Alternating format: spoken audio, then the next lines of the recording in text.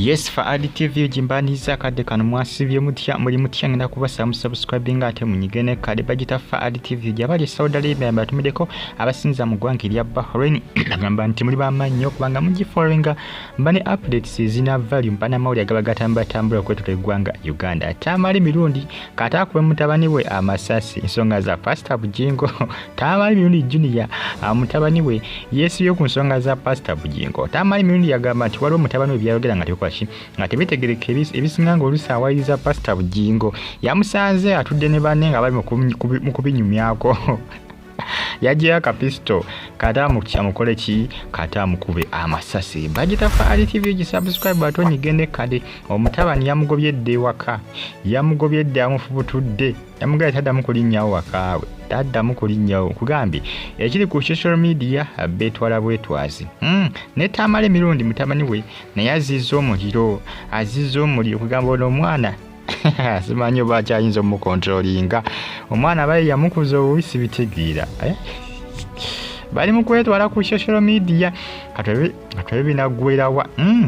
erikira Pastor Bujingo driver yakubwa amasasi era ebibuuzo bingi nnyo ebyebuuzibwa. Tamale Mirundi Junior eyavuddeyo ng'awa analysis yenga mumanyi olusi wakola ki watera okubanga wazi analysis nga yogerako ebyo yakoze ki ebyabadde olenga ebisinga taata we tebimusanyusa ebisinga taata we nga tebimusanyusa ebisinga agagamba nti bya bulimba kubanga Tamale Mirundi yavudde ng'agamba nti Bujingo bamumma visa Tamale Mirundi taata we ngagamba ebisinga akola ki ayiyabiye si bituufu ebisinga byakoze ki byabadde ayogera era essaawa zino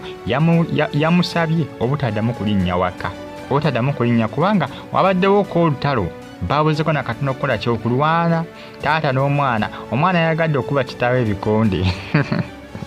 omwana yamukuza obubi ebisesinga bagamba nti omwana aba buto enkuza gy'omukuzizaamu yeneeyisa gye yeeyisaamu mu bukulu kati oni saazi njuka musajja mukulu takyali mwana muto musajja mukulu taata we kiraga nti yamukuza bubi kuva mu buto kyova olaba yeeyisa mu ngeri bweti enneeyisa engeri gye yeeyisaamu kiraga nti okuva mu buto engeri gye bamukuzaamu bamukuza mu nkuza embi embeera zonna z'alina akuva mu buto taata we yamukuza bubi bagita fa ADTV gisubscribe atonyigene kane baba kata mukuba amasasi mbale simanyi Tamale Mirundi alina ka pisto ne sebombo alina ka pisto ka bastola mbokata akuba mutabani wa amasasi olwakale bwe yogera ku Pastor Rosias Bujingo yamutabukidde bitya era amulabo namugamba tolinye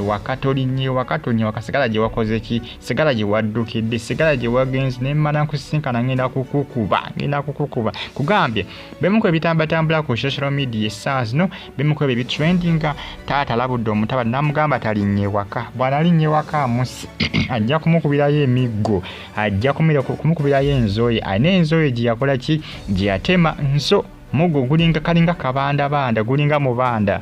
mulabudde namugamba bakola ki bw'alinnya agenda kukifiiringa agenda kumukaliga nesse ku kaliga yenayina subscribe atonyigene kale bagita fa ADTV ogi mbagala nnyo mwena era mbebaza mbagamba nti muri bamannyo okubanga mugi followinga jimpereka like batemedeka mu ggwanga lya America